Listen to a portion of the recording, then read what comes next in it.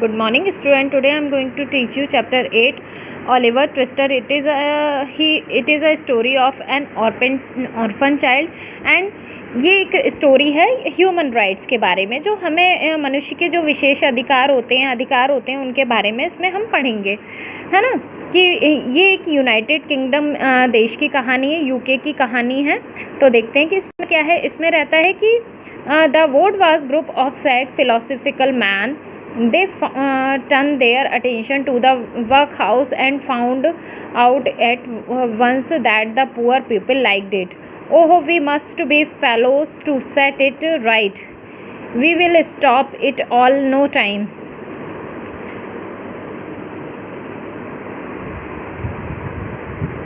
It was a tavern where there was nothing to pay, a public breakfast, dinner, tea and supper all the year round. A brick and mortalism where it was all play no work. तो इसमें एक नियम की बात की जा रही थी। एक समिति होती है, उसका गठन किया जाता है, तो वो लोग समिति के सदस्य मिलकर ये बात करते हैं कि एक ऐसा नियम बनाते हैं जिसमें जो पुअर पीपल होते हैं, जो नीडी पीपल हैं, जिनको ज़रूरत है, जिनको भोजन नहीं मिल रहा है, रहने को जगह नहीं है, तो उनको हम रहने के लिए जगह देंगे। एक सार्वजनिक घर होगा, वहाँ पर हम तीनों वक्त का भोजन, चाय, कॉफ़ी, जो भी कुछ ज़रूरत के खान पान संबंधी चीज़ें होती हैं वो सब प्रोवाइड करेंगे।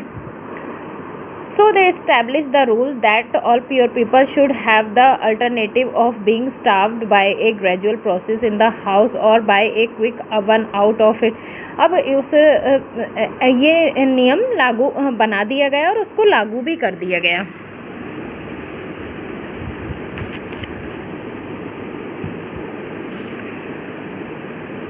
With this view, they issued 3 meals of thin gruel a day, with an onion twice a week and a half roll of Sunday. अब इसमें क्या होता था कि है ना, 3 मील्स दिया जाता था, जिसमें ग्रूल यानी दलिया, अ काइंड ऑफ दलिया कह सकते हैं आप, है ना, पतला पतला दलिया दिया जाता था 3 समय, और हफ्ते में 2 बार प्याज दिया जाता था, हाफ रोल संडे को दिया जाता था।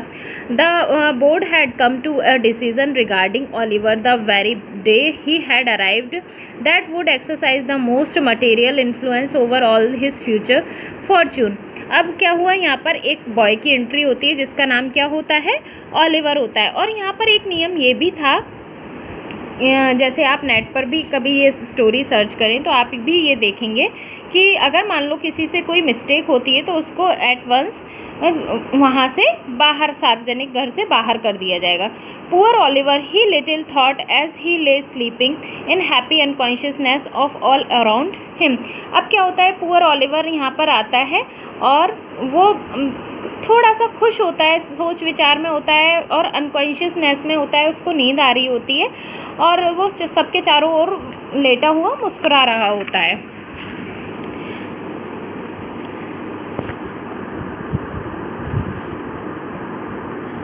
The workhouse hall in which the boy were fed was a large stone hall with the copper at one end, out of which the master dressed in an apron for the purpose, and assisted by one or twice women ladled the gruel at meal time.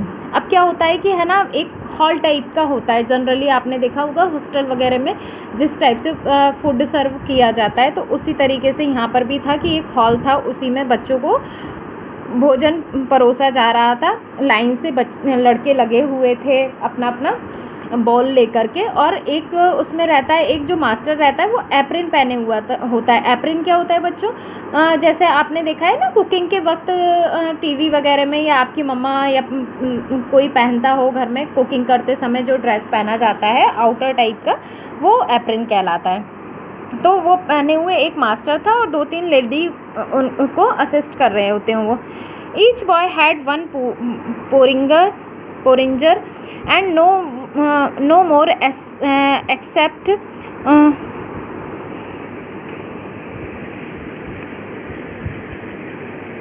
except on occasions of great public rejoicing, when he had 2 ounces and a quarter of bread besides.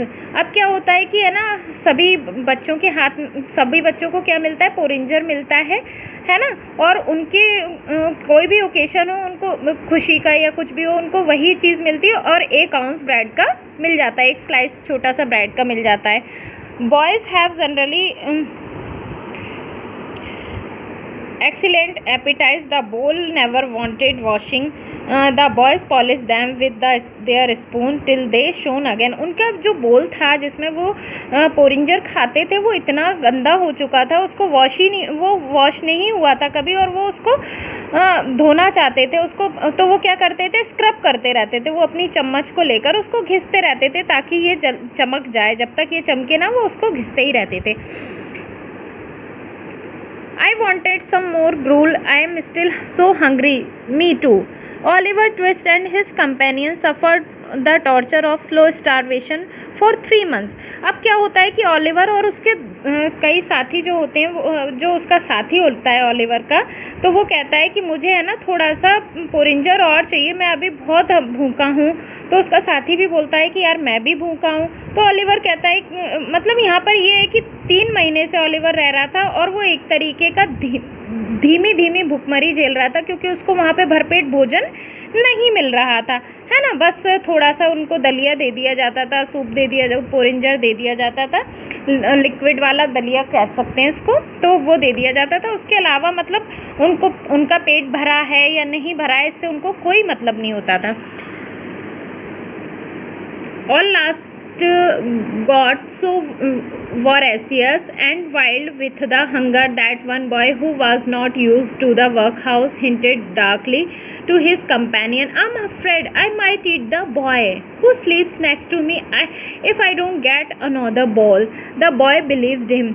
तो क्या होता है कि है ना, उसके एक लड़का बड़ी उत्सुकता के साथ बोलता है और बड़े वाइल्ड होकर के बोलता है कि मुझे बहुत तेज भूख लगी है, और है ना मतलब वो एक तरीके से अपने साथियों को आगाह करता है कि अगर मुझे भरपेट भोजन नहीं मिला ना, तो जो लड़का मेरे बगल में सो रहा है मैं क्या करूँगा, उसको मार के खा जाऊँगा, है ना। तो जो लड़के होते हैं उस पर बिलीव कर लेते हैं।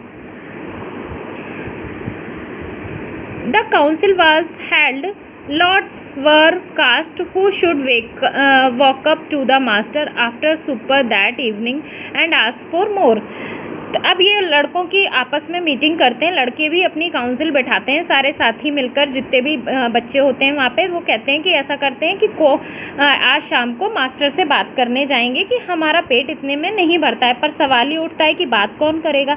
तो वो क्या करते हैं, स्लिप्स फाड़ते हैं। आप देखेंगे यहाँ पर कुछ स्लिप्स जैसे अपन चिट खेलते हैं ना कि जिसका नाम आएगा वो बताएगा, तो सेम प्रोसेस वही वो लोग बच्चे भी करते हैं। तो उसमें नाम किसका आता है, That evening, after super desperate with hunger, the reckless with misery, Oliver rose and the table advanced to the master, basin and spoon in hand. अब उसमें नाम आता है ऑलिवर का, and it fell to Oliver Twist, उसमें नाम निकला Oliver का। अब क्या होता है कि सारे लड़के बड़े इवनिंग में भूख से बहुत ही डेस्परेट थे, मतलब वो थे कि अब है ना बात करेगा ऑलिवर, किससे बात करेगा, मास्टर से बात करेगा। और उसके हाथ में क्या था, एक बोल था और क्या था, एक स्पून थी। तो वो जा रहा था बात करने, तो लड़के की तरफ देखे जा रहे थे।